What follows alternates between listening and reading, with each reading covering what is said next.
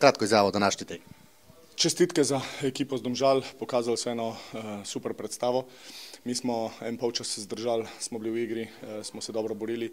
V drugem polčasu smo nekoliko začeli delati preveč napak, majčkeno smo bili površni v igri. Domžale so zaigrale nekoliko bolj agresivno in zahvaljujoč temu so počasi gradili rezultat in zasluženo zmagali.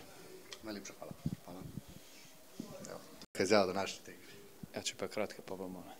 V glavnem prvo čestitke svojim fantom, še posebej za drug polčas, šli v tekmo oziroma v drugi polčas zelo angažirano, dokazali, da z neko agresivno obrambo in hitrim napadom lahko igramo, tako da še enkrat čestitke fantom.